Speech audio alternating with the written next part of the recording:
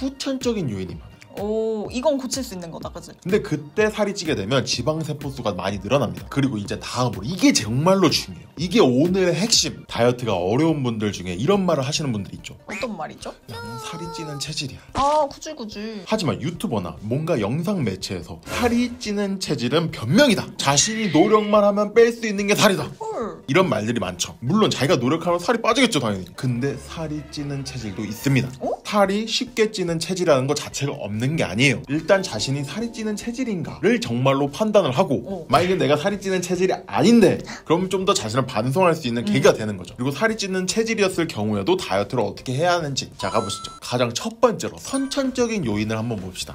물만 먹어도 쪄요. 보통 그런 게 많죠. 와, 저 사람은 저렇게 먹는데 왜 살이 안 찔까? 진짜 인생은 불공평하다. 그죠? 근데 진짜로 그게 있어요. 일단 가장 중요한 건 유전적인 요인이 많아요. 근데 이 유전적인 게 그렇다고 부모님한테 달려가가지고 왜 날 이렇게 낳냐고 이렇게 하시면 안 되고 그냥 이런 게 있다. 보통 살이 찌는 체질, 유전적인 체질의 경우는 내가 음식물을 먹었는데 이 소화가 제대로 안 돼서 영양분이 제대로 흡수가 안 되는 분들 이 살이 안 찌겠죠, 당연히. 그죠. 먹는 족족 소화를 너무 잘 시켜. 쫙쫙. 그럼 어떻게 보면 생물학적으로는 정말 건강한 거예요. 근데 우리는 그걸 원치 않는 거죠. 그러니까 어떤 사람들은 정말로 많이 먹는데 이게 흡수가 제대로 안 되고 흡수가 제대로 안 되니까 지방으로 쌓이지 않으니까 살이 찌지 않는 거예요. 조금만 먹어도 살이 찌시는 분들은 소화가 잘 돼서 그 영양분이 넘쳐나는 겁니다. 그리고 두 번째로는 후천적인 요인이 많아요. 오, 이건 고칠 수 있는 거다, 그치? 선천적인 요인은 어쩔 수 없어요. 근데 진짜로 크게 다이렉트하게 차이가 나진 않아요. 먹방을 하시는 분들 중에서 이러한 유전적인 걸 타고나신 분들도 계시겠지만 아닌 분들도 많아요. 근데 그거는 그냥 다이어트를 하면서 내가 바꿔갈 수 있는데 후천적인 요인은 내가 정말로 이 원인을 알아야지만 이걸 바꿀 수가 있어요. 그죠? 나도 모르는 사이에 살이 찔 수도 있으니까. 그렇죠. 바로 어릴 때가 자주유지가 돼요. 어릴 때부터 몸이 좀 크신 분들, 어릴 때부터 비만이셨던 분들은 옛날에 말랐던 사람보다 더 살이 찔 수 있는 확률이 높아요. 지방이 쌓이는 게 두 가지로 나뉠 수가 있어요. 크게 지방의 세포 수가 늘어나는 거하고 이 지방 세포 자체가 커지는 거. 성장기 어린아이 때는 세포가 많이 늘어나요. 근데 그때 살이 찌게 되면 지방 세포 수가 많이 늘어납니다. 그리고 이 지방 세포 수는 잘 안 줄어들어요. 이 크기는 줄어들 수 있어도 이 수 자체는 잘 안 줄어들어요. 어릴 때부터 비만이셨던 분들은 이 지방 세포 수가 말랐던 분들보다 많다 보니까 살이 더 찌기 쉽다. 옛날에는 지방 세포 수는 절대로 안 줄어든다 그랬어요. 하지만 그게 어느 정도는 줄어들 수 있고 어느 정도 개선이 될 수 있다는 게 요즘에 들어서 이제 좀 밝혀지고 있어요. 꼭 어릴 때뿐만 아니고 하체만 찐다, 난 특정 부위가 많이 찐다, 그러신 분들 자체가 그 부위가 지방 세포수가 많은 거야, 다른 부위보다. 그리고 이제 다음으로 이게 정말로 중요해요. 이게 오늘의 핵심. 뭔데? 바로 다이어트를 잘못해서 살이 찌는 체질로 바뀌어버리는 경우가 있어요.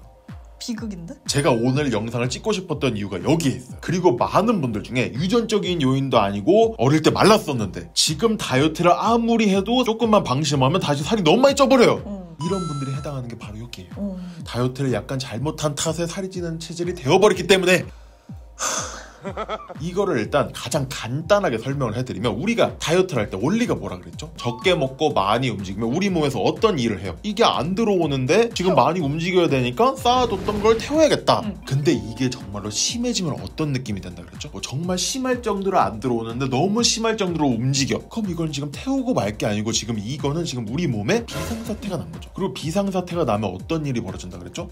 쌓으려는 욕구가 강해지고 에너지를 들쓰려고 하는 욕구들이 강해져요. 아무리 그래도 살아야 되기 때문에 일단은 태우겠죠. 근데 그게 다이어트가 끝났어요. 근데 끝났는데 다시 원래대로 돌아갈 거야? 안 돌아갑니다. 언제 또 그런 상황이 닥칠지 몰라. 그렇죠. 내가 차에 치였던 기억이 있어요. 그러면 차도를 건널 때 옛날처럼 그렇게 막 다닐까요? 아니죠. 조심하죠. 진짜 한번 제대로 치여가지고 정말로 몸이 360도 날아가지고 정말 그게 아직도 기억이 생생히 남는데 그거를 차도를 그냥 지나갈까요? 아니. 그거하고 마찬가지로 우리 몸은 그거에 대해 지금 민감해요. 정말로 민감하다고. 얘가 진짜로 나를 죽일 뻔했다고. 이 주인놈이 나를 지금 죽이려고 했다고. 그렇기 때문에 이거를 예민하게 반응한다는 거죠. 그렇기 때문에 옛날보다 분명 적게 먹었는데 지금 아니면 어떡해, 쌓아야 돼 하면서 더 살이 찌게 된다는 거예요. 극단적인 다이어트를 하는 경우에는 스트레스를 많이 받죠. 옛날에 호르몬 편에서도 한 적이 있는데 코르티솔이라는 게 많이 나와요. 코르티솔이 많이 나오면 음식이 더 땡기게 돼요.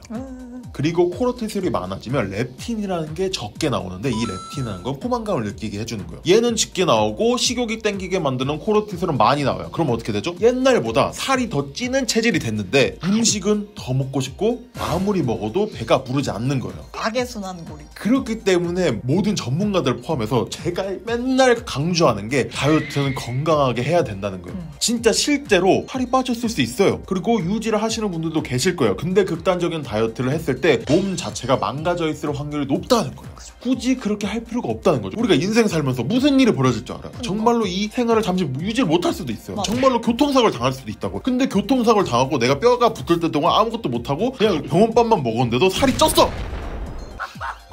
제가 무슨 잘못을 했나요? 교통사고를 당한 제가 그렇게 큰 건가요? 그렇기 때문에 다이어트는 건강하게 해야 됩니다. 그래야지만 멀고도 먼 인생을 살아가는데도 도움이 될 수밖에 없어요. 자, 그리고 마지막으로는 근데 저는 이 두 가지에 해당이 되지 않아요 하는 분들을 위해서 준비했습니다. 매몰차게 들릴 수 있지만 착각입니다. 막말하네? 살이 찌는 체질이라고 착각을 하시는 분들이 계세요. 근데 이 착각이 너무 다이어트가 잘 안 되다 보니까 그 이유를 찾다 보니까 찾다 하다 보니까 그렇게 되는 거예요. 약간 합리화. 그런 거죠. 근데 그 합리화가 너무 나쁜 건 아니지만 그래도 다이어트를 올바르게 이끌어 나가려면 이 합리화에서 벗어나야 된다는 거죠. 자, 일단 첫 번째로 나는 정말로 적게 먹는데요. 왜 살이 찔까요? 이게 착각이면 뭐겠죠? 많이 먹거나. 그렇죠. 적게 먹지 않는다는 거예요. 근데 이러신 분들 같은 경우는 공통적인 게 있어요. 바로 자신이 얼만큼 먹는지를 정말로 모르는 거예요. 제가 옛날에 배고픔이나 약간 식습관 편을 얘기를 할 때 내가 무엇을 먹고 내가 전 끼니에 무엇을 먹었는지 꼭 기억을 하라 그랬잖아요. 그게 바로 여기에 들어가요. 내가 전 끼니에 무엇을 먹었고 더 나가서 하루에 무엇을 먹는지 알면 내가 그 양을 알 거 아니에요. 그죠. 그렇기 때문에 이게 척도가 돼가지고 내가 비교하는 사람, 내가 정말로 저 사람은 적게 먹는데 살이 안 찐다 하는 사람하고 비교를 하잖아요. 내가 비교를 해보니까 내가 적게 먹는 줄 알았는데 내가 생각보다 저 사람보다 많이 먹는구나. 그러면 여기서 좀 줄이면 되겠구나 라는 걸 알 수 있어요. 그리고 전체적인 다이어트를 어떻게 지내야 되는지도 알게 되는 거죠. 그리고 그 다음에 두 번째는 내가 비교하는 사람이 있을 거 아니에요. 그 사람만큼 내가 활동적이지 못한 거예요. 물론 내가 더 적게 먹을 수 있어요. 그 사람이 많이 먹을 수 있어요. 근데 우리가 그 사람의 인생을 잘 모르잖아요. 그 사람의 생활 패턴을 많이 아나요? 정말로 동생이나 아니면 진짜 가족이나 아니면 남편, 부인 이 정도 아니고서요. 그죠. 왜냐면 얘가 이거 한다고 해놓고 딴짓할 수도 있어요. 내가 생각보다 그 사람보다 활동적이지 못한다는 생각도 하셔야 돼요. 우리가 정말로 열심히 노력하고 있다고 생각을 하기 때문에 그거를 배제한다는 거죠. 난 정말로 열심히 운동하고 난 정말로 적게 먹고 난 정말로 많이 움직이고 있다고 생각을 하는데 실상 따지고 보면은 그게 아니라는 거죠. 그렇기 때문에 전 끼니, 더 나아가서 하루 끼니, 더 나아가면은 전체적인 끼니를 기억해 놓고 기록을 하거나 내가 움직인 양 아니면 더 나아가서 내가 운동한 양 그거를 일기처럼 써서 보관하시는 것도 방법입니다. 그렇기 때문에 오늘의 핵심은 살이 찌는 체질은 있습니다. 하지만 노력을 하면 당연히 바뀔 수 있고 내가 좀 더 기록하고 내 생활 패턴을 개선하는 방식으로 다이어트를 하면 더 효과적으로 다이어트를 할 수 있다는 겁니다. 자, 그러면 여러분 오늘 영상이 도움이 되셨다면 좋아요, 구독, 댓글까지 부탁드려요. 빠이!